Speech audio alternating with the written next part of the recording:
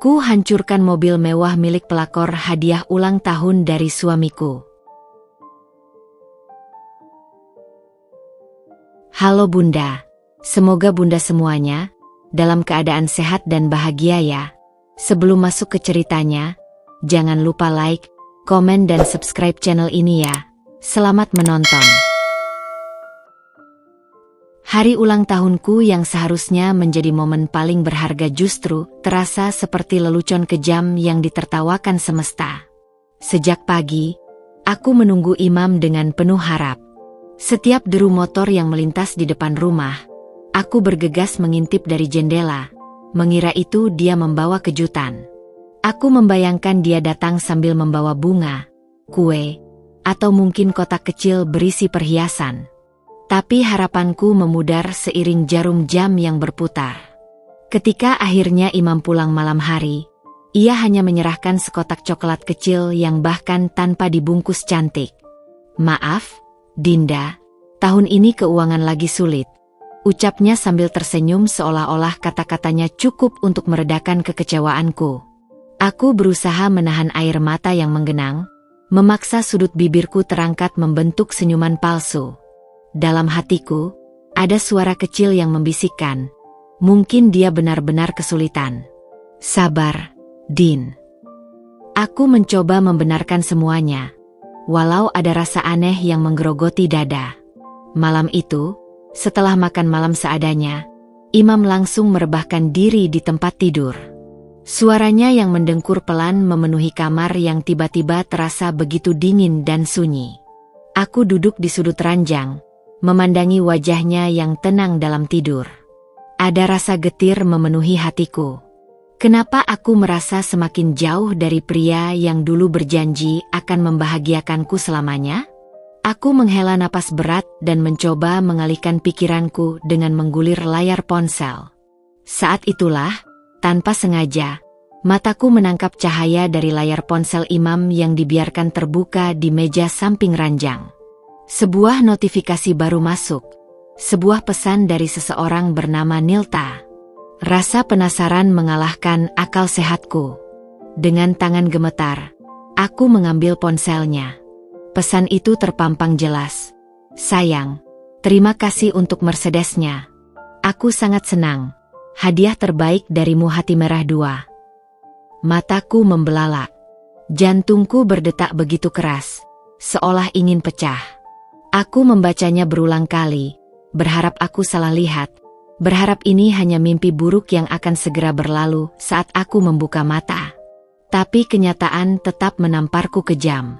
Imam, pria yang tadi siang berkata keuangan kami sedang sulit, ternyata bisa menghadiahkan sebuah mobil mewah untuk perempuan lain. Untuk perempuan yang bahkan berani memanggilnya sayang, tanpa rasa bersalah. Dunia seakan runtuh di sekitarku. Nafasku terasa sesak, mataku panas, dan tangan yang memegang ponsel itu bergetar hebat. Aku ingin membangunkannya saat itu juga, menjerit, menampar, atau mungkin mengusirnya dari rumah ini. Tapi aku hanya diam, membeku di tempatku, seperti patung yang kehilangan jiwa. Ada rasa sakit luar biasa yang menusuk ulu hatiku, jauh lebih dalam dari luka fisik manapun. Air mata yang kutahan sejak tadi akhirnya jatuh juga, membasahi pipiku tanpa suara. Aku merasa seperti orang bodoh. Selama ini aku setia, percaya, dan menutup mata pada semua perubahan kecil dalam dirinya. Sikap dinginnya, seringnya ia pulang larut, alasannya yang selalu tentang kerjaan. Aku bahkan menahan rasa kecewa saat ulang tahunku hanya dihargai dengan sekotak coklat murahan. Dan kini, semua itu terasa seperti penghinaan yang telanjang. Bukan hanya dikhianati, tapi juga dianggap bodoh. Aku menatap Imam yang masih tertidur lelap, tanpa beban, tanpa rasa bersalah. Untuk pertama kalinya dalam pernikahan kami, aku merasakan kebencian yang begitu pekat. Malam itu, di tengah keheningan yang mencekik, aku membuat janji pada diriku sendiri. Aku akan membalas semua ini. Aku akan membuat Imam dan perempuan itu merasakan sakit yang sama, bahkan lebih. Aku menyeka air mataku. Tidak ada lagi Dinda yang lemah. Malam ini, aku lahir kembali, menjadi Dinda yang baru. Dinda yang akan menghancurkan mereka berdua. Keesokan harinya, mataku sembab karena semalaman menangis tanpa suara. Tapi tekadku sudah bulat. Aku tidak akan lagi duduk diam membiarkan diriku diinjak-injak. Aku harus menemukan semua kebenaran, tanpa setitik pun sisa keraguan. Dengan hati yang berkecamuk dan kepala dipenuhi rencana, aku memutuskan untuk menyelidiki Imam lebih jauh. Tapi aku sadar, aku tidak bisa melakukannya sebagai Dinda, istri sahnya. Aku harus menyamar, menjadi orang lain, agar kebenaran bisa keluar tanpa tersaring kebohongan.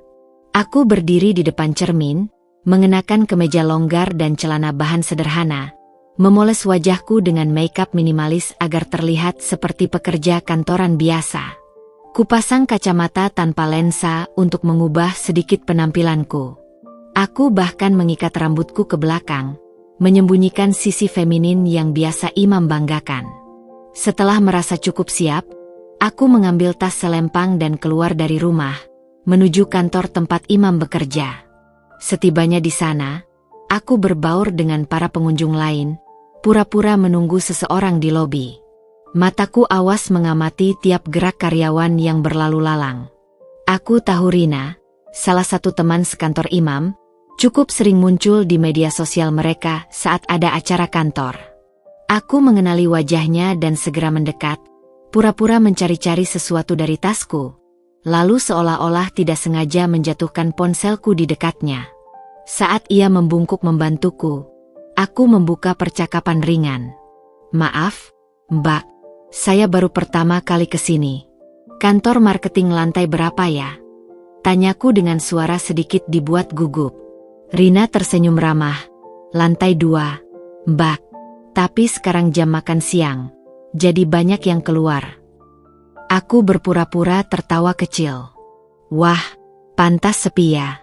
Teman saya katanya sering makan di luar juga. Katanya tempat favoritnya itu ada si. Siapa ya? Imam? Katanya si Imam itu orangnya asyik diajak makan." Reaksi Rina seketika berubah. Ia menoleh kanan kiri, lalu mendekat sedikit kepadaku. Suaranya mengecil, seperti hendak berbagi rahasia besar. "Ah, Mbak ini pasti teman dekatnya ya?" katanya, setengah berbisik. Aku hanya tersenyum samar, pura-pura ambigu. Rina melanjutkan tanpa ragu. "Imam tuh, ya, orangnya asyik sih. Apalagi kalau sama si Nilta itu. Waduh, mereka kayak pasangan pengantin baru kalau makan bareng. Pegang-pegangan tangan segala," bisiknya, diakhiri dengan cekikikan kecil yang membuat hatiku mendidih. Aku mengerutkan kening pura-pura bingung. "Nilta?" "Iya, Nilta. Anak baru, katanya si freelancer, tapi deket banget sama Imam. Kadang-kadang mereka makan di kafe depan itu, yang ada taman kecilnya. Duh, kalau lihat mereka, aku aja baper." Rina terkekeh kecil, tanpa sadar menusuk hatiku lebih dalam. Dadaku serasa diremas. Setiap kata yang keluar dari mulut Rina seperti racun yang mengalir deras ke seluruh nadiku. Aku hampir kehilangan kendali, ingin berteriak, ingin menampar siapapun yang ada di depanku. Tapi aku harus tetap tenang. Aku tidak boleh ketahuan. Aku hanya mengangguk-angguk kecil, mengucapkan terima kasih dengan suara serak, lalu buru-buru berpamitan sebelum amarahku meledak. Saat berjalan menjauh, langkahku terasa berat. Aku menahan air mata yang hampir pecah lagi. Tanganku mengepal erat di sisi tubuhku. Kuku-kuku menancap di telapak tangan. Imam tidak hanya sekadar berselingkuh secara fisik, tapi juga membangun hubungan emosional dengan perempuan lain. Mereka makan bersama, tertawa bersama, berbagi momen yang seharusnya menjadi milik kami. Aku keluar dari gedung itu dengan napas memburu. Di parkiran, aku membenamkan wajahku di dalam kedua tangan. Rasanya seperti dunia menelanku bulat-bulat. Tapi dalam kehancuran itu, di antara amarah dan kesedihan yang bercampur aduk, ada bara yang perlahan menyala. Aku tidak akan diam. Ini baru permulaan. Aku akan membuat mereka membayar harga yang setimpal. Hari-hari setelah mendengar pengakuan Rina, terasa seperti mimpi buruk yang tidak pernah berakhir. Setiap kali kulihat wajah Imam di rumah, hatiku bergemuruh hebat menahan amarah. Dia berbicara seperti biasa, menanyakan apakah aku sudah makan, bagaimana kabarku hari ini, seolah-olah tidak ada dosa besar yang ia sembunyikan. Aku hanya mampu membalasnya dengan senyuman hambar, sambil dalam hati berjanji bahwa aku tidak akan membiarkan diriku terus-menerus menjadi korban. Aku harus mengumpulkan bukti yang tidak bisa dibantah. Aku harus menyeret pengkhianatan mereka ke cahaya. Malam itu, setelah Imam tertidur lelap dengan dengkuran kecil yang dulu pernah menenangkan hatiku, aku duduk di ruang tamu dengan laptop di pangkuan. Dengan jari-jari gemetar, aku mencari rekomendasi jasa detektif swasta. Aku butuh seseorang yang profesional, yang bisa menggali lebih dalam daripada yang bisa kulakukan sendiri. Setelah beberapa saat menggulir layar, kutemukan satu nama yang banyak direkomendasikan, Agra Investigasi Pribadi. Tanpa berpikir panjang, aku mengirimkan pesan dan tak lama kemudian, aku sudah mengatur pertemuan rahasia untuk keesokan harinya. Pagi itu aku berdandan rapi. Alasan klasik, ada pertemuan kerja, kuucapkan kepada Imam sebelum berangkat. Hanya Tuhan yang tahu betapa aku menahan diri untuk tidak muntah setiap kali melihat senyuman manis palsunya. Aku tiba di sebuah kedai kopi kecil di pinggiran kota, tempat yang sudah disepakati. Seorang pria berusia sekitar 40 tahun, berpenampilan biasa saja tapi dengan sorot mata tajam seperti elang, menghampiriku. Ia memperkenalkan dirinya sebagai Pak Wira, detektif yang akan menangani kasusku. Tanpa berlama-lama, aku menyerahkan semua informasi yang kubisa. Nama lengkap Imam, tempat kerja, jadwal rutinnya, dan tentu saja, nama pelakor itu, Nilta. Pak Wira mengangguk serius, mencatat semua dengan rinci, lalu berjanji akan segera mengabari jika ada perkembangan. Aku pulang dengan hati yang campur aduk, antara takut akan kebenaran yang akan terungkap, dan lega karena akhirnya aku melakukan sesuatu untuk diriku sendiri. Hari-hari berikutnya terasa panjang dan mencekam.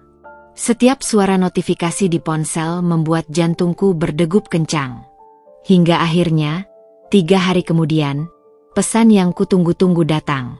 Target terpantau menginap di sebuah apartemen bersama seorang wanita muda. Foto-foto menyusul. Tanganku bergetar hebat saat membuka berkas foto yang dikirimkan Pak Wira. Di layar kecil ponselku, terpampang dengan jelas gambar Imam keluar dari sebuah apartemen mewah sambil menggandeng Nilta. Mereka tampak santai, tertawa bersama, seperti sepasang kekasih yang tidak punya beban dunia. Di foto lain, kulihat Imam menyandarkan tangannya di pinggang Nilta, lalu mengecup keningnya dengan lembut. Sebuah sentuhan yang dulu hanya milikku, kini jatuh ke tangan perempuan murahan itu. Aku menahan napas saat foto-foto itu berlanjut. Mereka berbelanja bersama, makan malam di restoran mahal, bahkan menghabiskan akhir pekan di villa pinggir kota. Semua ini dibayar dengan uang yang katanya tidak cukup untuk membelikanku hadiah ulang tahun yang layak. Air mataku jatuh tanpa bisa kubendung. Tapi di balik kesedihan itu, ada kemarahan yang tumbuh semakin subur. Aku merasa dikhianati tidak hanya sebagai istri, tapi sebagai manusia yang pernah ia sumpahi akan dicintai selamanya. Aku menatap semua bukti itu lama sekali, membiarkan rasa sakit menelan seluruh tubuhku, membiarkan bara dendam menyalakan seluruh jiwaku. Jika Imam berpikir aku akan tetap menjadi istri baik yang menerima semua ini dengan pasrah, dia salah besar. Aku akan membalas. Dengan caraku sendiri.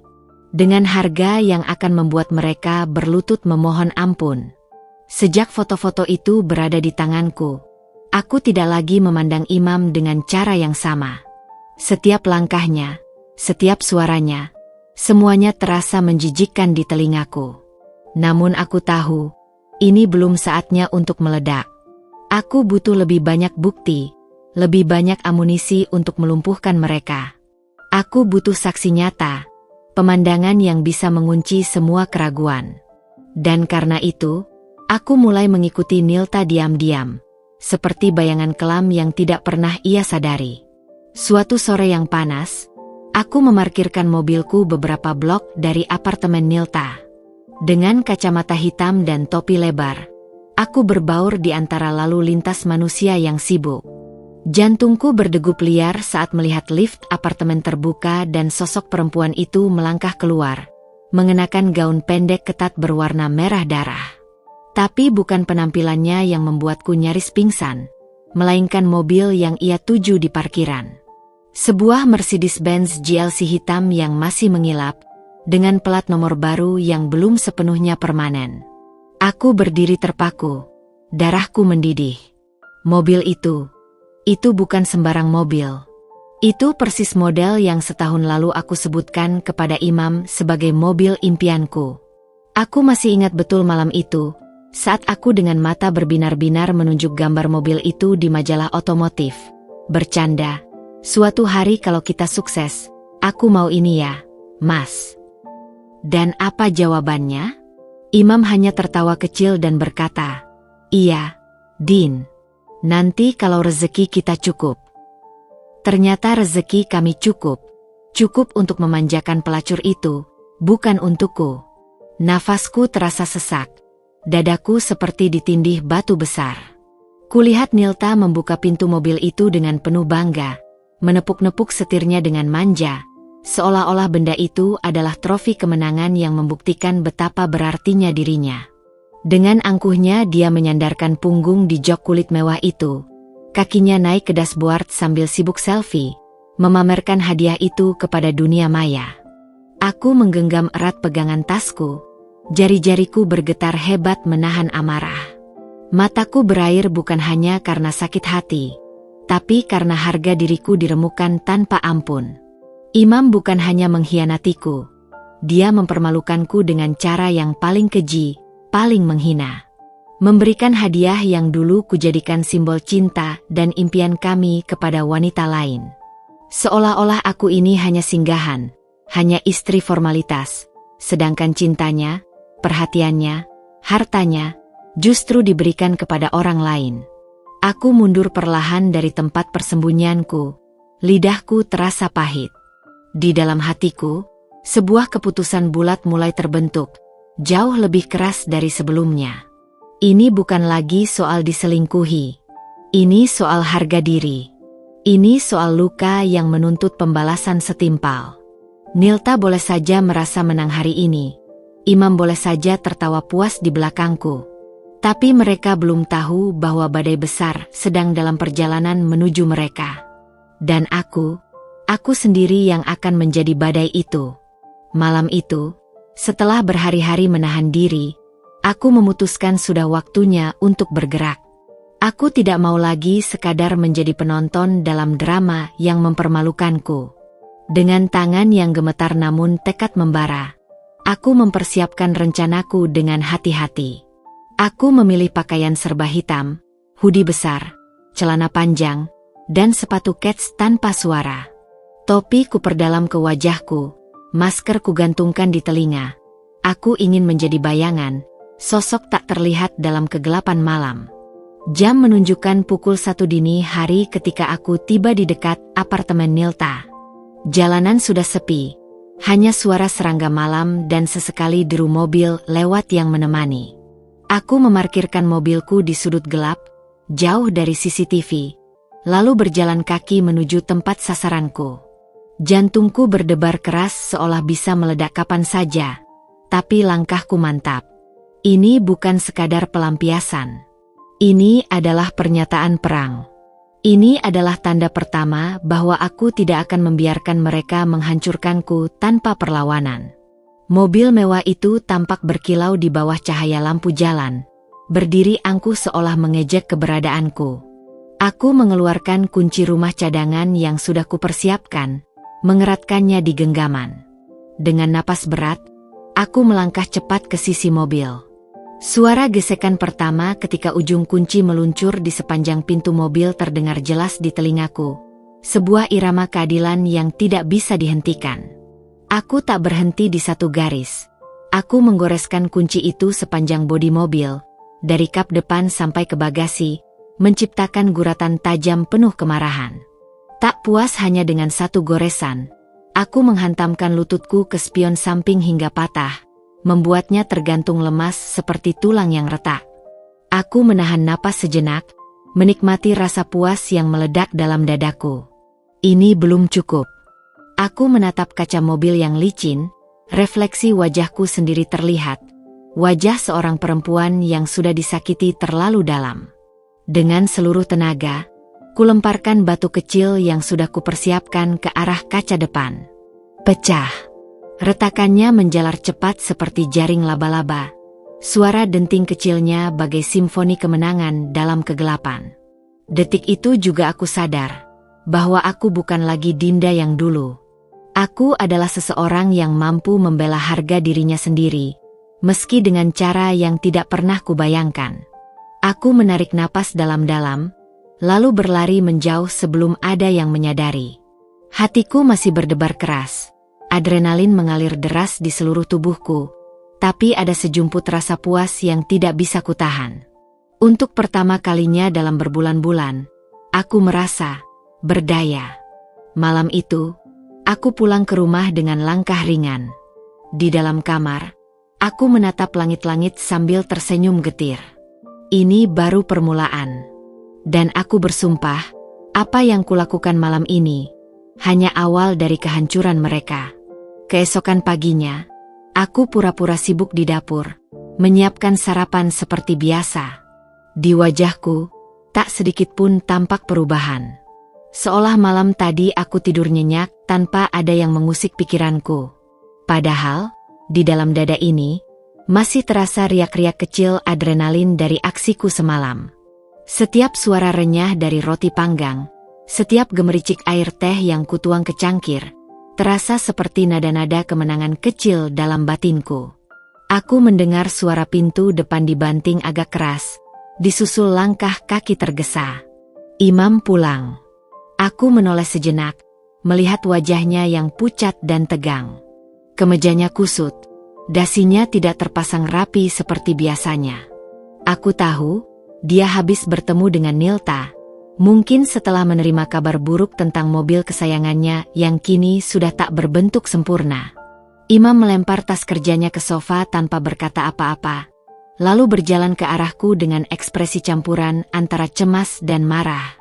"Dinda," katanya, suaranya lebih serak dari biasanya. Aku mengangkat alis pura-pura heran. "Ada apa, Mas?" Ia menghela napas berat, menarik kursi lalu duduk dengan berat. "Mobil temanku dirusak orang," katanya akhirnya, matanya mengamatiku dengan penuh waspada, seolah mencari reaksi sekecil apapun. Aku tahu, di dalam pikirannya, dia bertarung antara ingin mengungkapkan kekhawatiran, mencari tahu, sekaligus takut atas kemungkinan aku tahu lebih dari yang ia sangka. Aku menahan tawa yang hampir pecah. Dengan sangat tenang, aku berpura-pura kaget, bahkan menaruh cangkir tehku dengan sedikit gemetar seolah benar-benar terkejut. "Serius, Mas? Kok bisa? Siapa yang tega melakukan itu?" Suaraku terdengar polos, begitu polos hingga aku hampir tertawa melihat wajah bodohnya. Imam mengusap wajahnya dengan kedua tangan. "Aku nggak tahu. Tadi malam temanku ngamuk.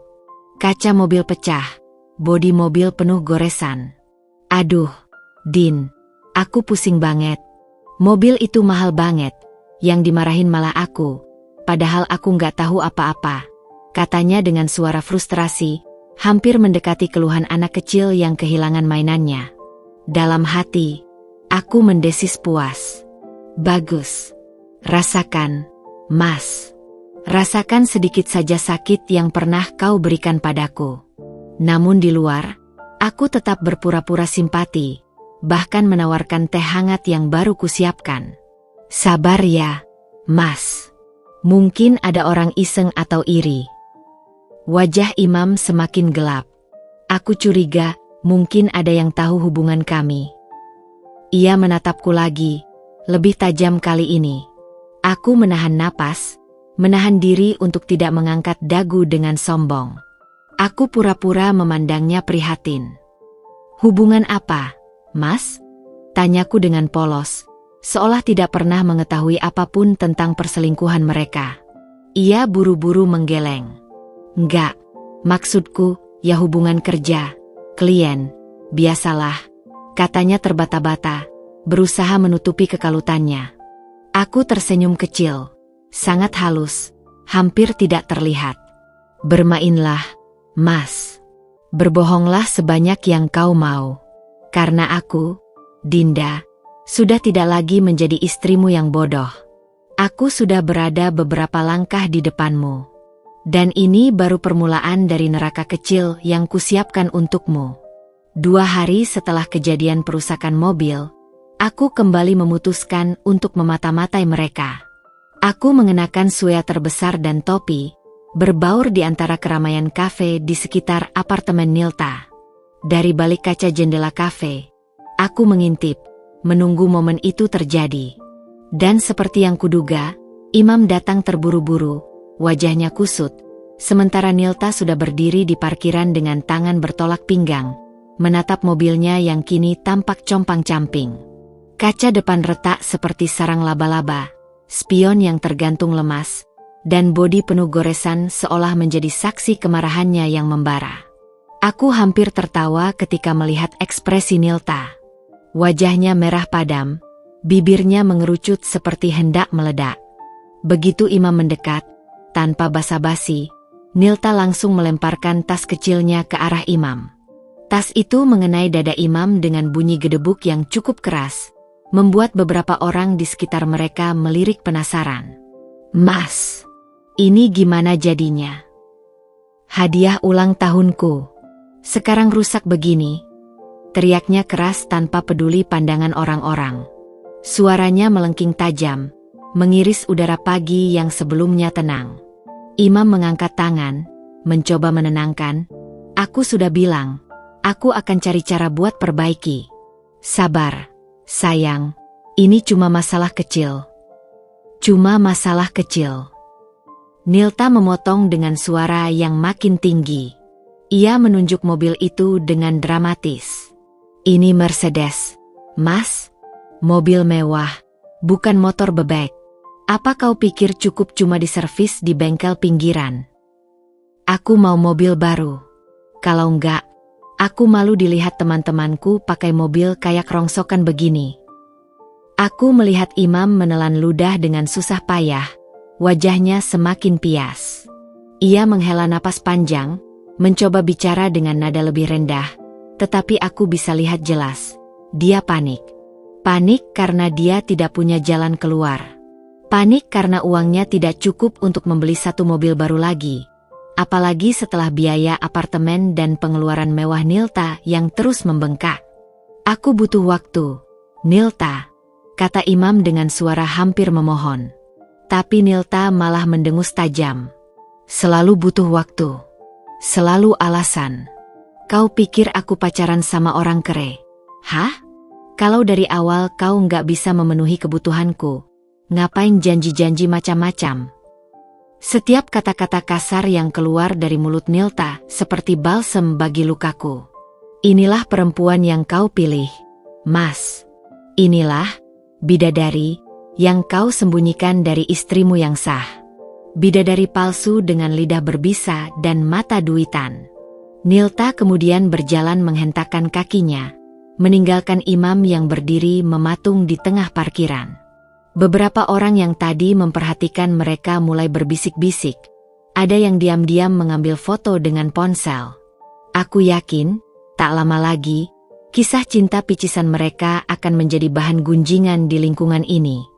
Imam menunduk, seperti pria yang baru saja dicampakkan di tengah kerumunan, malu tapi tak bisa berbuat apa-apa. Aku mengangkat gelasku dari balik kafe, memberikan toast kecil untuk diriku sendiri. Selamat, Dinda. Ini baru awal dari kejatuhan mereka. Dan aku berjanji, mereka akan jatuh lebih dalam lagi. Malam itu, di kamarku yang sunyi, aku duduk di depan laptop sambil menatap deretan bukti perselingkuhan Imam yang kusimpan rapi. Foto-foto mereka berdua di apartemen, nota pembelian hadiah untuk Nilta, hingga rekam jejak transaksi transfer uang ke rekening wanita itu, semuanya sudah terkumpul. Aku tahu ini waktunya menekan pelatuk. Tanganku sedikit gemetar, bukan karena ragu, tapi karena kegembiraan kecil yang tersembunyi. Aku membayangkan wajah Imam ketika menerima akibat dari semua perbuatannya. Perlahan, aku menyusun email. Subjeknya sederhana, perhatian, pelanggaran etika karyawan, dan kutujukan langsung ke atasan Imam. Kuketik kalimat demi kalimat dengan hati-hati, memastikan setiap bukti tak terbantahkan. Kukirimkan semua lampiran, lengkap dengan rincian waktu dan tempat. Saat menekan tombol kirim, aku menarik napas panjang, seolah-olah aku baru saja melepaskan beban bertonton dari pundakku. Malam itu, aku tidur dengan tenang untuk pertama kalinya setelah berminggu-minggu disiksa rasa sakit. Tak butuh waktu lama. 2 hari kemudian, Imam pulang lebih cepat dari biasanya. Tapi bukan dengan wajah lelah seperti hari-hari biasanya. Wajahnya kini pucat pasi, seperti mayat hidup. Matanya merah, ada bekas air mata di sudut-sudutnya. Dasi kerjanya sudah ditarik lepas. Kemeja putihnya tampak lecek dan tidak terurus. Ia menjatuhkan tubuhnya ke sofa seolah seluruh dunia telah runtuh di atas punggungnya. Aku menghampirinya dengan langkah santai. "Mas, kenapa pulang cepat?" tanyaku sambil pura-pura khawatir. Imam menutup wajahnya dengan kedua telapak tangan. Suaranya pecah ketika menjawab, Aku dipecat, Dinda. Seandainya aku perempuan polos seperti dulu, mungkin aku sudah histeris atau menangis mendengar kabar itu. Tapi kini, aku hanya mengangguk kecil, menyembunyikan senyum tipis yang hampir muncul di bibirku. "Masya Allah, Mas, kok bisa?" tanyaku, menambah luka di hatinya dengan kepura-puraan. "Bosku dapat laporan tentang aku." Ia mengusap wajahnya, terdengar seperti orang kalah. Katanya, "Aku sudah melanggar kode etik perusahaan. Laporan ini jelek banget buat nama baik kantor. Aku dikasih pilihan, resign atau dipecat. Jadi aku pilih resign." Aku berpura-pura menahan napas, seolah tak percaya. Dalam hati, aku bersorak. "Laporan apa, Mas? Kok tegas sekali ya kantormu? Ya Allah, yang sabar ya Mas." "Sudahlah, Din. Tak perlu diungkit lagi," katanya dengan lesu seolah menutupi perselingkuhannya. "Bagus. Satu-satu akan kuhancurkan kehidupan yang dulu begitu kau banggakan. Kau memilih menghancurkan pernikahan kita, Mas. Sekarang kau harus tahu rasanya dihancurkan sedikit demi sedikit." Imam tampak hancur. Ia membenamkan wajahnya di telapak tangan, bahunya berguncang pelan. Sesaat, aku melihat sosok suamiku yang dulu, pria ambisius yang selalu bicara tentang mimpi besar dan kemewahan hidup. Tapi kini, semua itu tinggal bayang-bayang samar. Yang tersisa hanya pria lemah yang baru saja merasakan hantaman karma pertama yang kuhadiahkan dengan tangan ini. Dan percayalah, ini baru permulaan. Aku baru saja menghangatkan mesin kehancuran. Putaran selanjutnya akan lebih panas, lebih sakit.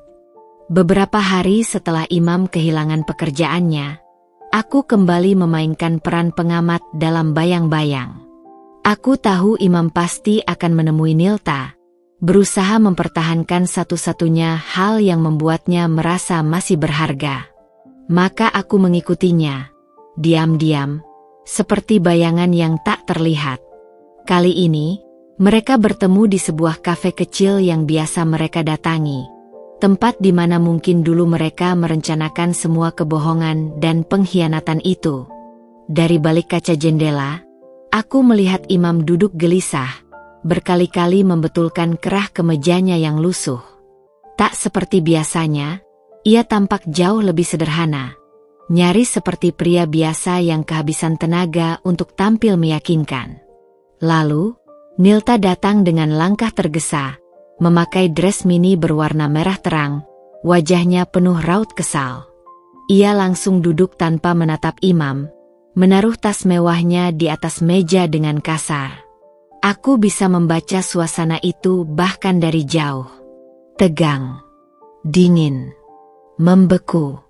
Imam mencoba membuka pembicaraan dengan senyum canggung, tapi Nilta hanya menatapnya datar, bahkan tidak membalas senyumnya. Ia mengambil ponsel dari tas, mengetik sesuatu dengan cepat, tak peduli dengan kehadiran Imam di depannya. Aku mau ngomong, Nil. Imam memulai, suaranya pelan dan nyaris putus asa. Nilta hanya mengangkat alis, tidak memandangnya. Ngomong apa? Sahutnya singkat, ketus. Aku kehilangan pekerjaan, kata Imam, hampir berbisik. Seketika, jari-jari Nilta yang sibuk mengetik di ponsel berhenti. Ia menatap Imam dengan tatapan tajam, seolah Imam baru saja berubah menjadi orang asing di matanya. Kehilangan pekerjaan? Ulang Nilta, nadanya setengah mengejek. Terus, kau pikir kita mau hidup dari apa? Dari cinta? Aku juga dipecat Mas gara-gara hubungan kita. Terus sekarang kamu mau nyerah aja? Nggak ada usaha untuk cari kerja lagi. Nada ketawanya sinis, penuh penghinaan. Imam menunduk, tangannya mengepal erat di atas meja. Aku akan cari kerja lagi. Sementara ini, mungkin kita harus lebih hemat dulu. Mendengar kata hemat, Nilta langsung bersandar di kursinya, melipat tangan di dada. Hemat? Katanya, tertawa kecil penuh ejekan. Dari awal aku mau sama kamu karena kamu bisa kasih aku kehidupan lebih baik, Mas. Bukan hidup susah kayak sekarang. Aku melihat Imam berusaha keras menahan diri. Rahangnya mengeras, matanya memerah. Tapi Nilta tak memberinya kesempatan. Ia terus melancarkan serangan-serangan kecil yang memotong harga dirinya seperti ribuan pisau tajam. Aku nggak mau hidup susah, Mas. Aku butuh cowok yang mapan, yang bisa manjain aku, bukan kayak gini. Nilta mengibaskan tangan ke arah Imam seolah pria itu sampah tak berguna. Tanpa menunggu jawaban, Nilta berdiri. Ia meraih tas mewahnya, lalu melemparkan kata-kata terakhir seperti racun. Aku cari yang lain aja. Kau bukan siapa-siapa lagi buatku. Dan begitu saja, Nilta meninggalkan Imam sendirian di meja itu, di tengah tatapan iba dan bisik-bisik pengunjung kafe. Imam duduk terpaku, menatap kosong pintu yang baru saja dilalui Nilta. Bahunya merosot, seolah semua beban dunia kini menimpa tubuhnya. Aku berdiri di balik kaca, menatap adegan menyedihkan itu dengan hati yang entah kenapa terasa lega. Ada rasa puas kecil mengalir dalam nadiku. Kau pikir kau bisa mengkhianatiku tanpa konsekuensi, Mas? Hari ini, orang yang kau pilih meninggalkanmu persis seperti kau meninggalkanku dulu. Cepat atau lambat, semua pengkhianat akan menuai badai dari apa yang mereka tanam. Dan aku hanya baru memulai pertunjukan ini. Setelah melihat bagaimana Nilta meninggalkan Imam dengan kejam, aku tahu saatnya menyalakan tahap berikutnya dari rencana balasku. Bagi orang seperti Nilta yang haus perhatian dan pujian, reputasi adalah segalanya. Aku tak hanya ingin menghancurkan hubungannya dengan Imam, aku ingin merobek seluruh citra dirinya di depan umum, membuatnya melihat dirinya sendiri sebagai wanita yang dijauhi dan dibenci semua orang. Dengan semangat yang baru, aku menghubungi temanku, Rizka, yang bekerja di bidang IT. Tanpa banyak tanya, Rizka langsung mengerti maksudku. Kamu mau aku retas akun media sosialnya, Din? Tanyanya. Aku tersenyum tipis. Bukan cuma itu. Aku mau kita buat dunia tahu siapa Nilta sebenarnya. Dalam waktu 2 hari, Rizka berhasil masuk ke akun Instagram Nilta. Dari sana, aku melihat ribuan DM, foto-foto penuh pamer, hingga percakapan mesra antara Nilta dan Imam, lengkap dengan tanggal dan jam yang membuktikan betapa lamanya mereka mengkhianatiku. Aku memilih dengan cermat, hanya mengambil percakapan dan foto-foto yang paling vulgar, yang paling bisa menghancurkan citra manis yang selama ini ia bangun di dunia maya. Malam itu, aku duduk di depan laptop, jantungku berdegup cepat tapi penuh semangat. Dengan teliti, aku menyusun postingan-postingan baru di akun Nilta sendiri. Aku mengunggah tangkapan layar percakapan mesra antara Imam dan Nilta, lengkap dengan komentar-komentar yang kutambahkan, seolah-olah Nilta sendiri yang membeberkan semuanya. Ternyata aku lebih bahagia menjadi pelakor daripada istri sah yang membosankan. Gampang kok ngerebut suami orang, tinggal modal wajah cantik dan mobil mewah hadiah dari suami orang. Bangga banget jadi cewek simpanan, yang penting dompet tebal. Kalimat-kalimat itu kutulis dengan gaya seakan-akan Nilta yang bicara. Aku tahu, saat orang membaca itu, mereka tak akan memeriksa lebih jauh. Dunia maya memang kejam. Mereka hanya butuh sedikit saja untuk menghukum seseorang seumur hidup. Tak butuh waktu lama. Dalam hitungan jam setelah postingan itu diunggah, notifikasi berhamburan masuk. Komentar penuh kemarahan, cacian, bahkan tagar baru bermunculan. Pelakor Nilta, muka 2, bangganya ngerebut suami orang. Aku memantau semuanya dari balik layar, menyaksikan bagaimana citra Nilta yang sempurna itu runtuh seperti kastil pasir yang dihantam badai. Akun-akun gosip mulai membahasnya, memperbesar skandal itu dengan meme konyol dan editan foto yang mempermalukan. Teman-temannya mulai meng-unfollow satu persatu. Brand yang pernah mengendorsenya menarik diri dan menghapus semua kolaborasi. Aku bisa membayangkan wajah Nilta saat ia membuka ponselnya dan melihat dunianya terbakar. Panik, marah, tak berdaya. Dan Imam? Aku yakin dia pun terseret dalam arus malu yang sama, karena dalam setiap percakapan yang tersebar, namanya selalu disebut jelas sebagai suami orang yang tega berselingkuh. Bagus. Kalian berdua pantas mendapatkannya. Kalian membunuh kepercayaanku tanpa ampun. Jadi sekarang aku menghancurkan harga diri kalian tanpa belas kasihan. Malam itu aku tidur dengan damai. Untuk pertama kalinya tanpa air mata. Karena aku tahu, perlahan tapi pasti, aku bukan lagi korban. Aku adalah tangan yang membalikan dunia mereka hingga terjerembab dalam kehinaan yang mereka buat sendiri. Keesokan harinya, aku terbangun dengan perasaan aneh, seakan aku bisa merasakan getaran kegelisahan di luar sana.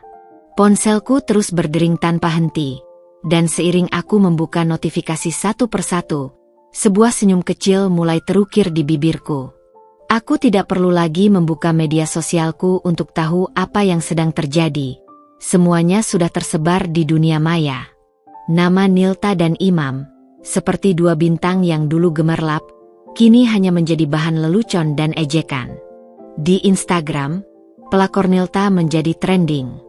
Netizen dari berbagai penjuru mulai mengulas tentang skandal mereka, memposting ulang bukti percakapan mesra yang aku unggah, dan mengolok-olok Nilta dengan meme-meme yang merendahkan. Salah satu meme bahkan menunjukkan wajah Nilta dengan caption, "Saat mobil lebih penting daripada martabat." Lalu ada lagi yang membuat gambar karikatur dirinya dengan mulut yang terbuka lebar, seperti sedang berteriak, bukan hanya Mercedes yang harus dirusak, tapi juga hidupnya. Aku tak bisa menahan tawa saat melihat reaksi mereka, dan meskipun aku tahu semuanya hanya virtual, ada semacam kepuasan yang mengalir dalam diriku. Teman-teman Nilta yang dulu selalu memujinya mulai menjauh satu persatu. Mereka semua diam-diam meng-unfollow akun Instagramnya. Beberapa di antaranya bahkan terang-terangan memberi komentar pedas di postingan-postingannya, seolah-olah mereka baru saja menyadari siapa Nilta sebenarnya. Seorang influencer yang sebelumnya pernah berkolaborasi dengan Nilta menulis komentar di bawah fotonya. Jangan pernah mencoba meniru gaya hidupmu, Nilta. Aku sangat kecewa. Aku membayangkan bagaimana Nilta merasakan setiap ketikan itu seperti pisau yang menembus hatinya.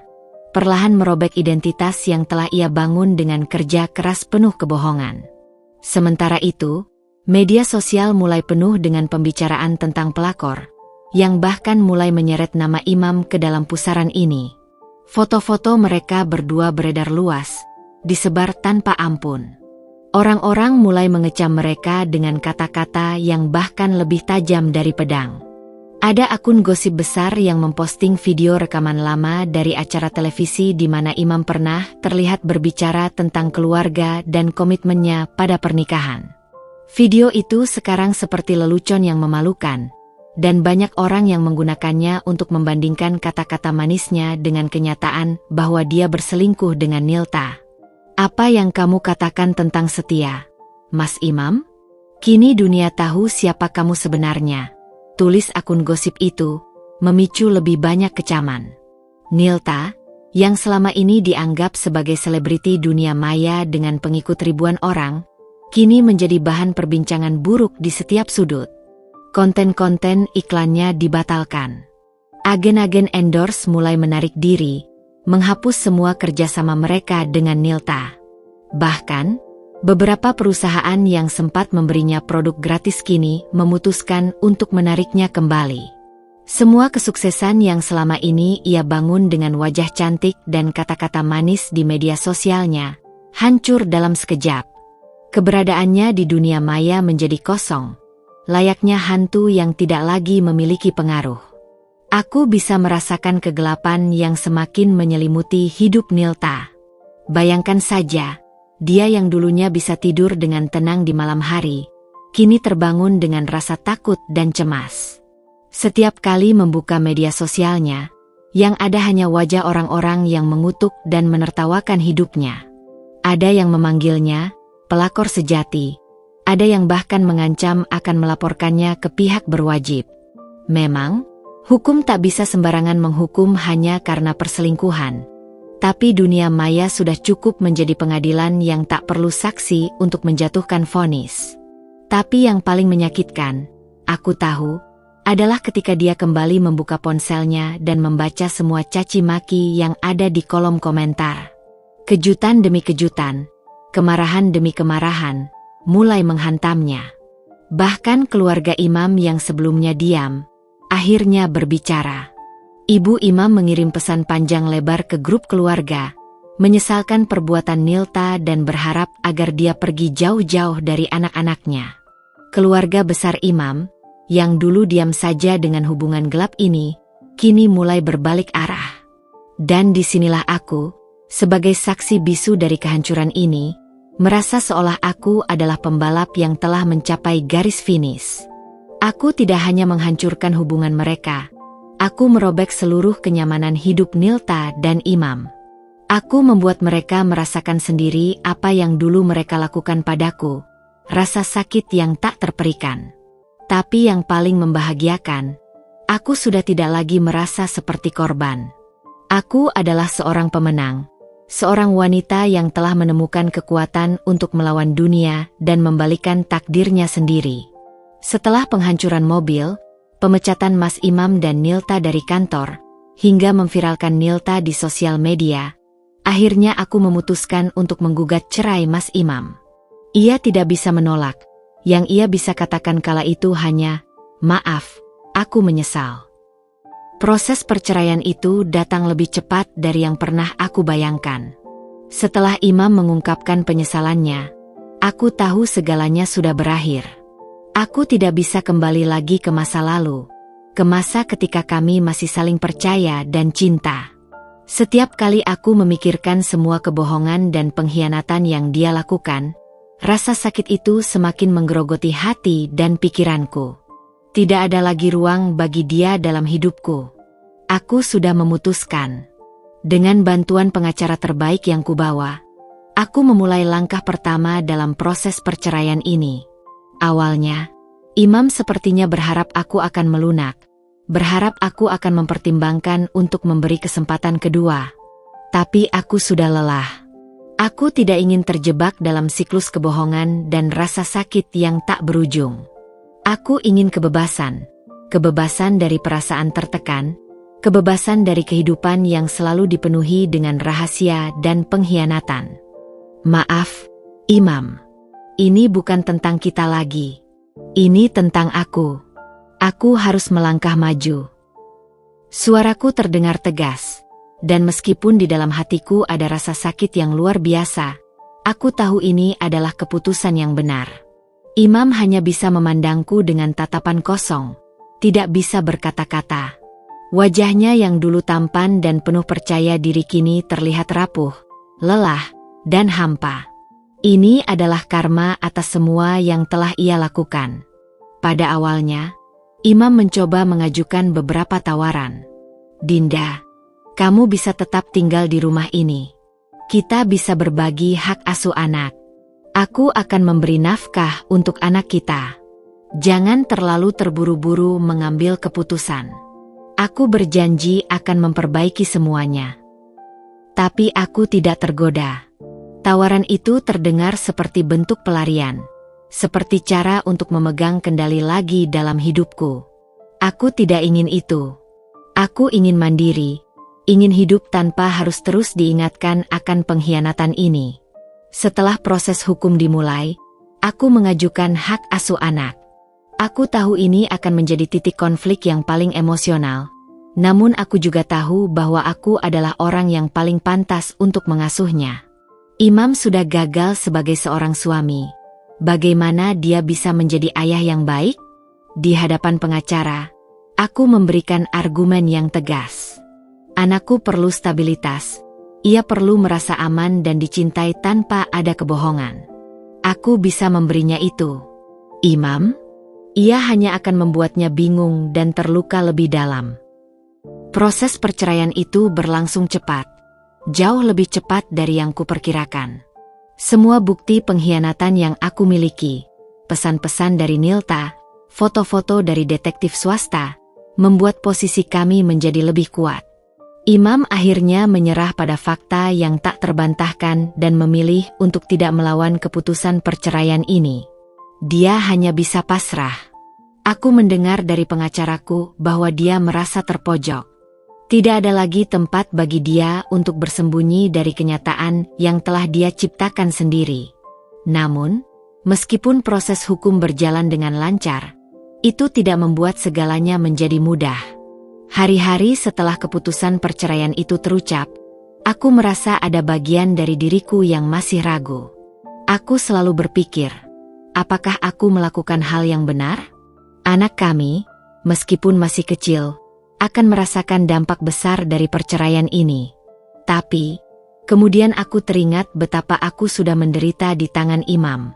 Bagaimana bisa aku mengorbankan kebahagiaanku demi seseorang yang bahkan tidak mampu menghargai cintaku? Aku akhirnya sadar bahwa ini adalah langkah yang harus kuambil. Tidak hanya untuk diriku, tetapi juga untuk anak kami. Agar dia bisa tumbuh dengan pemahaman bahwa hubungan yang sehat adalah hubungan yang penuh dengan saling menghormati, bukan pengkhianatan. Akhirnya, dengan segala keputusan itu, aku merasa seperti aku mengambil kembali kendali atas hidupku. Aku mengurus segala sesuatu yang terkait dengan perceraian ini, dari pembagian harta, hak asuh anak, hingga rumah. Rumah yang dulu kami beli bersama, rumah yang penuh dengan kenangan indah dan buruk itu, akhirnya akan menjadi milikku sepenuhnya. Itu adalah simbol kemenangan bagi diriku, bukan hanya sebagai istri, tetapi sebagai seorang wanita yang kini bebas dari belenggu pengkhianatan. Aku tidak bisa lagi mengingat semua kenangan manis yang pernah kami bagikan tanpa merasa terluka. Jadi, aku memilih untuk melepaskan semuanya, termasuk rumah itu. Aku memberitahu pengacara untuk mengurus semua hal administrasi terkait rumah itu, sementara aku lebih memilih untuk mencari tempat tinggal baru yang lebih tenang dan lebih sesuai dengan hidup baruku. Imam harus pergi dari rumah itu. Tidak ada lagi ruang untuknya di sana, dan aku tidak ingin melihatnya lagi. Aku tahu perasaannya akan sakit, tetapi ini adalah keputusan yang benar. Ketika aku melangkah keluar dari ruang sidang itu, aku merasa sebuah beban besar terangkat dari pundakku. Meskipun perasaan kesedihan itu tidak bisa sepenuhnya hilang, aku merasa lebih ringan. Seperti aku bisa bernapas dengan bebas untuk pertama kalinya setelah bertahun-tahun terpenjara dalam perasaan sakit yang tak berujung. Sekarang, aku bisa mulai hidup dengan cara yang baru. Tanpa pengkhianatan, tanpa kebohongan, dan tanpa rasa takut. Aku tahu perjalanan ini tidak akan mudah, tetapi aku siap untuk mengambil segalanya yang menjadi hakku. Aku sudah mulai bangkit, dan kali ini, tidak ada lagi yang bisa menghentikanku. Hari-hari setelah perceraian itu terasa seperti lembaran baru dalam hidupku. Rasanya seperti aku baru saja bangun dari mimpi buruk yang panjang. Dan meskipun matahari sudah terbit, sinarnya masih terasa asing. Aku tahu, proses ini baru saja dimulai. Memang, perceraian itu telah mengakhiri semuanya dengan Imam. Tetapi aku masih harus menghadapi banyak hal yang lebih besar dari sekadar perpisahan. Dan itu adalah perjalanan untuk menemukan diriku sendiri. Aku mulai menata kembali hidupku. Dan setiap langkah yang aku ambil terasa begitu berat. Rumah yang kini aku tempati, rumah yang lebih kecil, lebih sederhana, adalah tempat yang jauh lebih tenang dibandingkan rumah besar yang dulu kami tinggali bersama. Namun, keheningan itu terasa menenangkan. Tidak ada lagi cekcok, tidak ada lagi keributan yang menguras tenaga. Hanya ada aku dan anakku, hidup dalam kedamaian yang belum pernah kurasakan selama bertahun-tahun.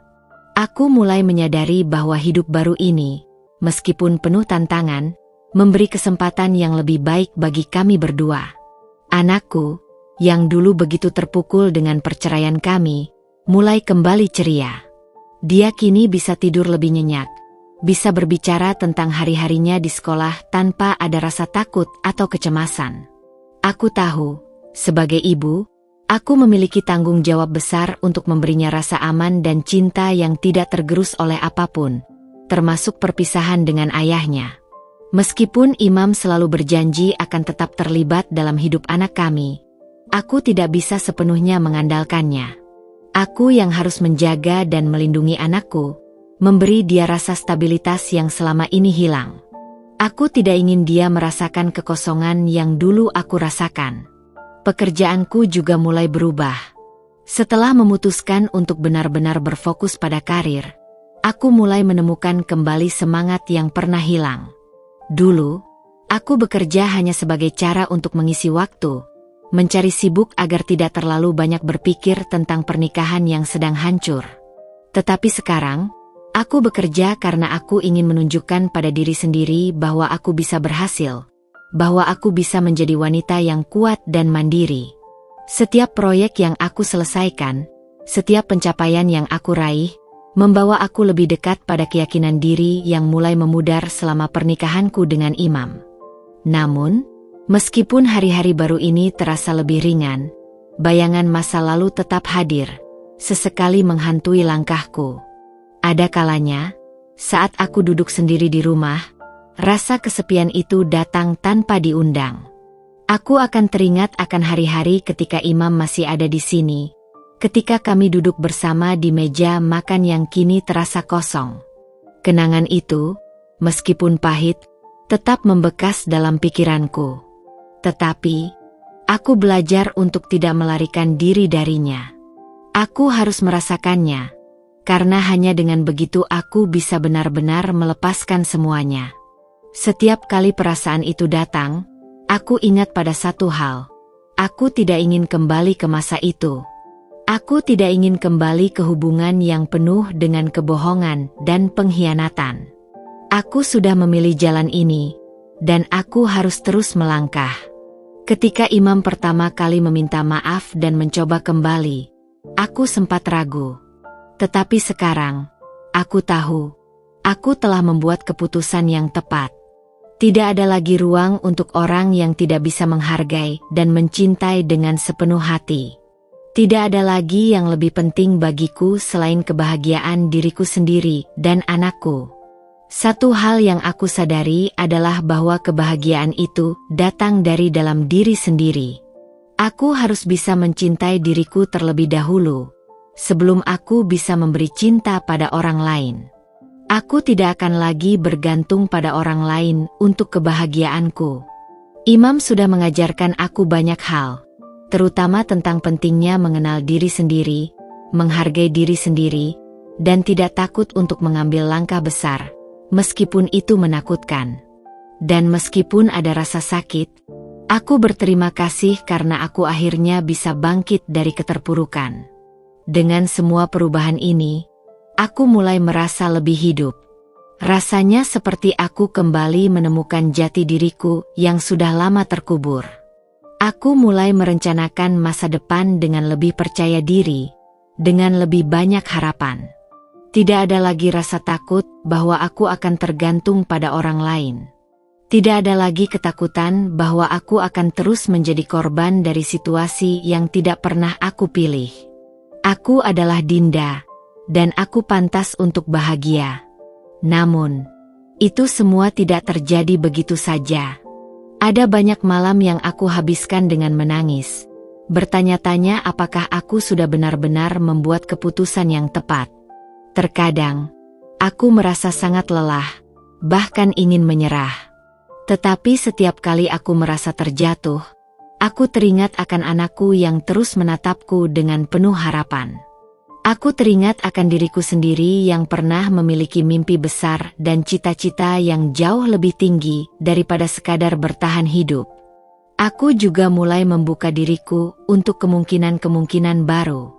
Tidak. Aku tidak terburu-buru untuk mencari cinta lagi. Aku tahu aku butuh waktu untuk benar-benar sembuh dan mencintai diriku sendiri terlebih dahulu. Tetapi, aku mulai percaya bahwa hidup ini masih menyimpan banyak keindahan yang menanti untuk ditemukan. Aku tidak bisa terus-menerus terjebak dalam bayang-bayang masa lalu. Aku berjanji pada diriku sendiri, aku akan terus maju. Aku akan terus mengambil langkah-langkah kecil, tetapi pasti. Setiap langkah itu membawa aku lebih dekat pada kebebasan yang selama ini aku cari. Kebebasan untuk mencintai diriku sendiri, kebebasan untuk mengejar impian-impian yang aku tinggalkan selama ini, dan kebebasan untuk meraih kebahagiaan tanpa rasa takut atau penyesalan. Inilah langkah pertama menuju kebebasan yang sejati. Dan aku akan terus melangkah, tidak peduli seberapa berat jalan ini. Hidup baru ini, meskipun terasa penuh dengan potensi, juga dipenuhi dengan tantangan yang tak terduga. Dulu, aku hanya bisa membayangkan masa depan yang cerah, namun sekarang aku tahu betapa kerasnya untuk mencapainya. Setelah perceraian yang mengubah segalanya, aku merasa seperti seorang wanita yang sedang memulai dari nol, mencari pijakan baru di dunia yang dulu terasa begitu familiar. Semua yang aku miliki sekarang adalah keberanian dan tekad untuk melangkah maju, meskipun terkadang aku merasa lelah dan bingung. Setiap hari, aku bangun dengan perasaan yang campur aduk.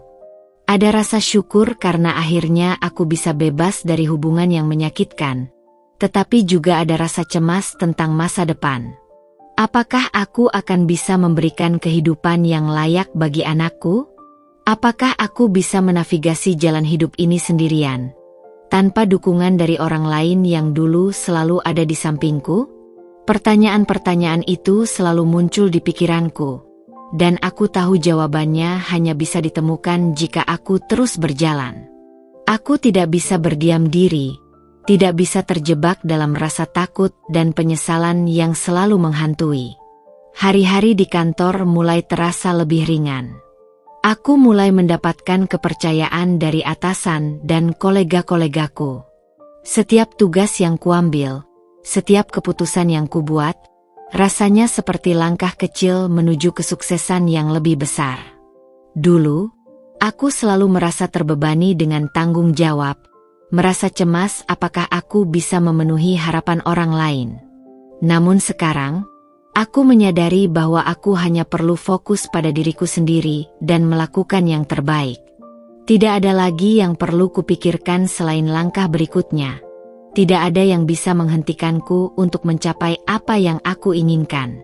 Namun, meskipun semua tampak berjalan baik, ada saat-saat di mana kenangan lama datang menghantui. Kenangan tentang Imam, tentang rumah yang dulu kami tinggali bersama, tentang harapan-harapan yang pupus begitu saja. Ada kalanya, aku merasa sangat kesepian. Aku merasa seperti seorang wanita yang telah kehilangan bagian dari dirinya sendiri.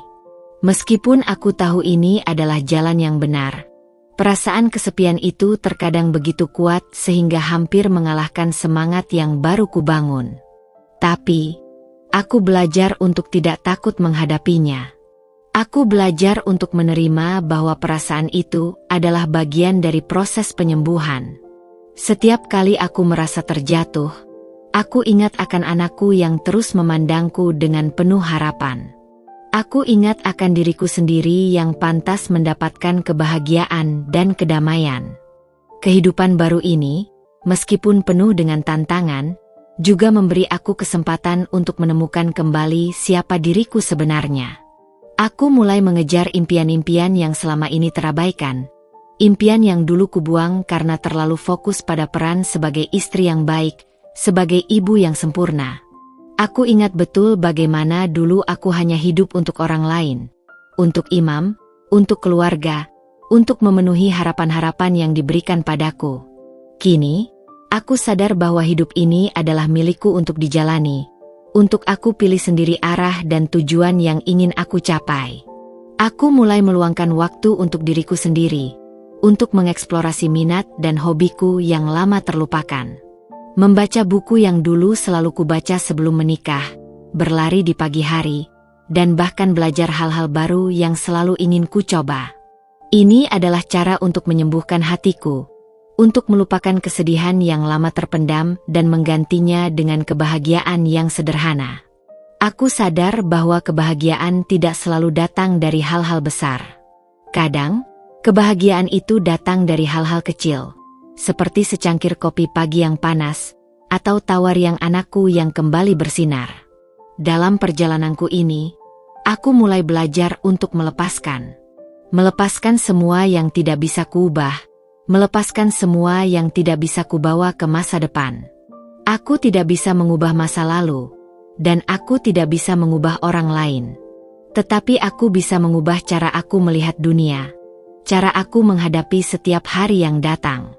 Aku bisa memilih untuk bangkit, untuk melangkah maju, untuk melihat setiap tantangan sebagai kesempatan untuk menjadi lebih kuat. Aku memilih untuk tidak terjebak dalam kenangan yang tidak akan pernah kembali, tetapi untuk melihat ke depan, melihat potensi yang ada di depan mataku.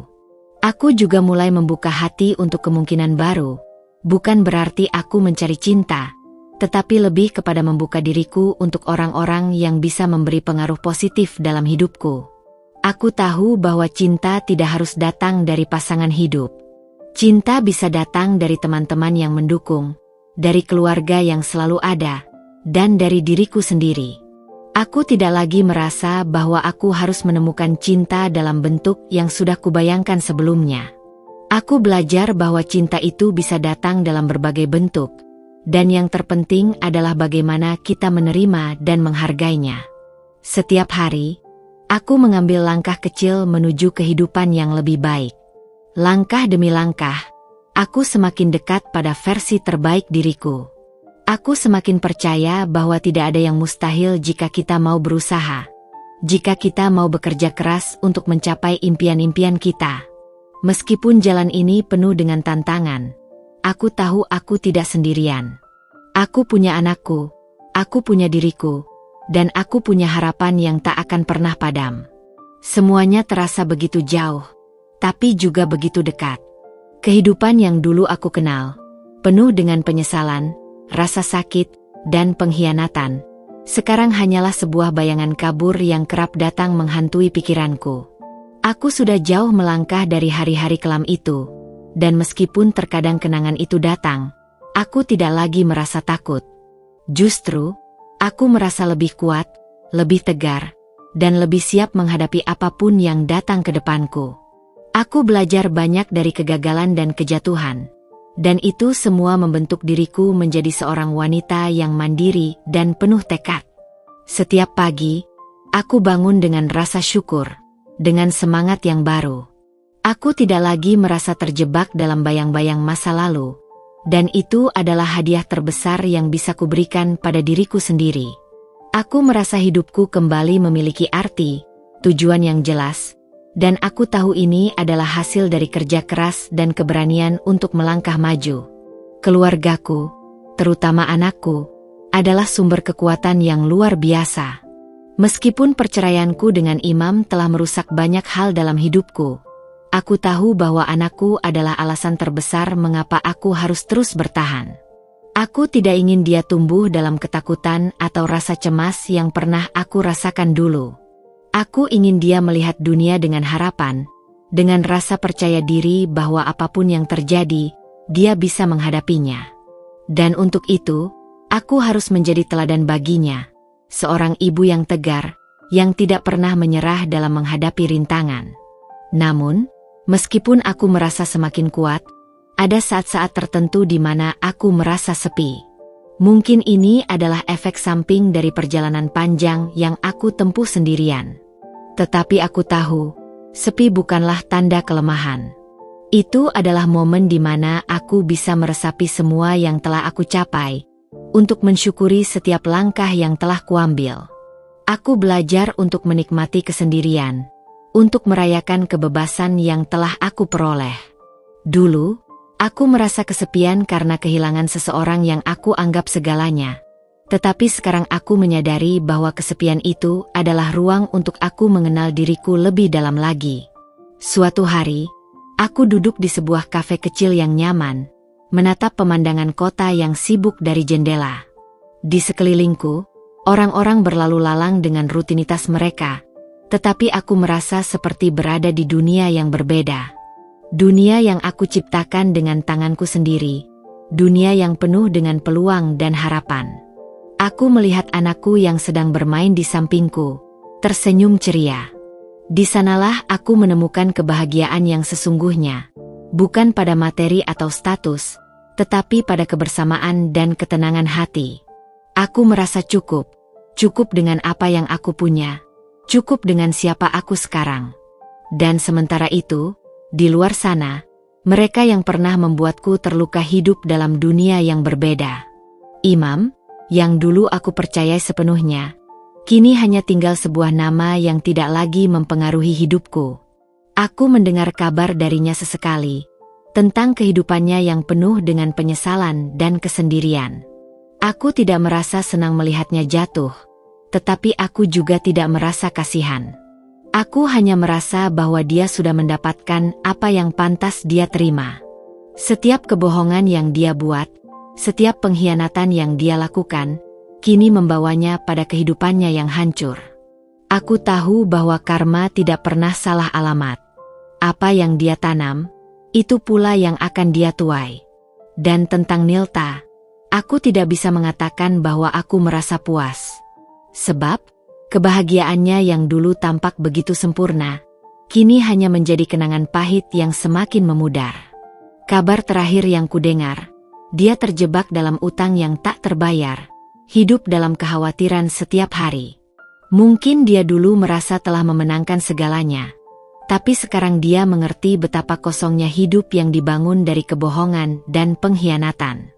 Aku tidak lagi merasa marah atau dendam, karena aku tahu bahwa hidup ini adalah tentang perjalanan masing-masing. Dan perjalanan Nilta, meskipun tampak indah di luar, kini penuh dengan kehampaan yang tidak bisa diisi dengan apapun selain penyesalan. Meskipun mereka jatuh dalam keterpurukan mereka, aku tidak pernah berhenti melangkah. Aku tidak lagi merasa terjebak dalam bayang-bayang mereka. Aku tidak lagi merasa terhambat oleh apapun yang mereka lakukan atau rasakan. Aku adalah aku, seorang wanita yang kuat, mandiri, dan tidak takut menghadapi masa depan. Setiap langkah yang kuambil membawa aku lebih dekat kepada versi terbaik diriku, kepada kehidupan yang lebih baik untuk anakku dan diriku sendiri. Kini, Aku tahu bahwa kebahagiaan sejati bukanlah tentang membalas dendam atau melihat orang lain jatuh. Kebahagiaan sejati adalah tentang menerima diri sendiri, tentang bangkit dari setiap kegagalan, dan tentang terus berjuang meskipun jalan terasa berat. Aku mungkin hancur, tetapi aku bangkit lebih kuat. Dan mereka? Mereka hanya tinggal cerita buruk dalam hidupku. Cerita yang tidak lagi memiliki kekuatan untuk mengubah siapa aku sekarang. Aku telah menemukan kekuatan dalam diriku yang bahkan tidak aku sadari sebelumnya. Dan itu adalah sesuatu yang tak bisa dirampas oleh siapapun. Hari-hari yang berlalu terasa semakin ringan. Seperti angin yang membawa kedamaian di tengah hiruk-pikuk kehidupan yang penuh dengan tantangan. Aku berdiri di hadapan cermin, melihat diriku yang kini lebih matang, lebih kuat, dan lebih bijaksana daripada sebelumnya. Wajahku, meskipun pernah dihantam rasa sakit dan pengkhianatan, kini memancarkan ketenangan yang tak tergoyahkan. Aku tahu, aku telah melewati perjalanan panjang yang penuh dengan air mata, namun di ujungnya, aku akhirnya menemukan sesuatu yang lebih berharga. Kedamaian sejati yang tidak bisa diukur dengan harta atau kesuksesan luar. Anakku, kini semakin tumbuh menjadi pribadi yang cerdas dan penuh empati. Aku melihat bagaimana dia belajar untuk berdiri tegak, menghadapi dunia dengan kepala tegak dan hati yang penuh dengan keberanian. Aku merasa bangga melihat dia, karena aku tahu semua yang kuajarkan padanya, tentang keteguhan, tentang kesabaran, tentang keberanian untuk memilih kebahagiaan meski dunia mencoba menjatuhkan, telah membentuknya menjadi sosok yang tidak takut menghadapi tantangan hidup. Mungkin masa lalu kami penuh dengan luka, tetapi kami sudah menyalakan api harapan yang baru, yang tidak bisa dipadamkan oleh apapun. Aku tidak lagi merasa terikat pada masa lalu. Imam, Nilta, dan semua kenangan buruk yang pernah ada, kini hanyalah bayang-bayang yang semakin memudar seiring waktu. Aku tidak lagi merasa cemas atau marah pada mereka. Keduanya, meskipun telah membawa banyak penderitaan dalam hidupku, kini tidak lebih dari pelajaran yang mengajarkanku tentang pentingnya mencintai diri sendiri dan tidak tergantung pada orang lain untuk kebahagiaan. Mereka mungkin masih menjalani hidup mereka dalam penyesalan, tetapi aku sudah melepaskan mereka dari hati dan pikiranku. Aku tahu, aku tidak membutuhkan mereka untuk merasa utuh. Kini, aku memiliki diriku sendiri. Sebuah diri yang bebas untuk memilih, bebas untuk bermimpi, bebas untuk mencintai tanpa rasa takut.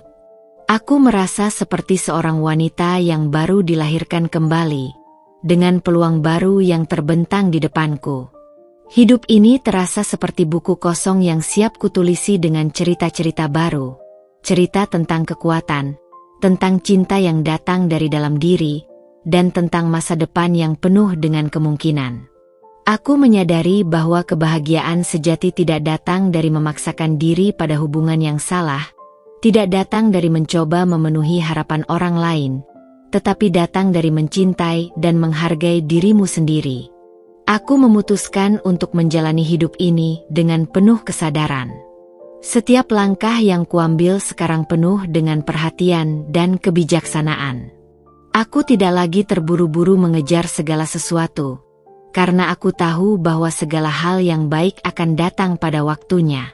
Aku mulai lebih menikmati perjalanan, menikmati setiap detik kehidupan yang kubangun dengan tanganku sendiri. Tidak ada yang bisa mengambil kedamaian ini dariku, karena aku telah mencapainya dengan perjuangan yang panjang dan penuh keberanian. Satu hal yang semakin jelas dalam pikiranku adalah bahwa aku tidak pernah benar-benar sendirian. Aku memiliki keluarga yang selalu mendukungku, teman-teman yang setia menemani setiap langkahku, dan yang terpenting, aku memiliki diriku sendiri, sumber kekuatan yang tak pernah habis. Aku mengerti bahwa meskipun kehidupan ini penuh dengan ketidakpastian, ada satu hal yang pasti. Aku akan selalu memiliki kemampuan untuk bangkit, untuk melangkah maju, dan untuk menciptakan kebahagiaan dalam hidupku. Ini adalah perjalanan yang hanya aku yang bisa tentukan arah dan tujuannya.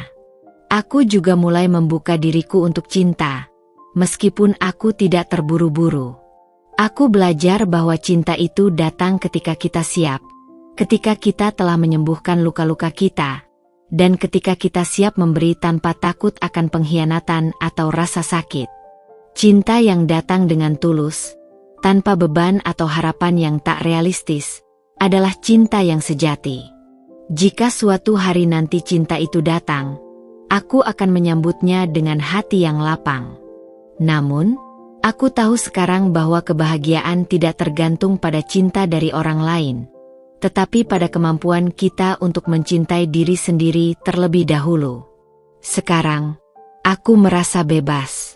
Bebas dari penyesalan, bebas dari rasa sakit, dan bebas dari bayang-bayang masa lalu. Aku merasa seperti terbang di langit yang luas, tanpa takut jatuh. Aku tahu, setiap tantangan yang datang di hadapanku hanyalah kesempatan untuk menjadi lebih kuat.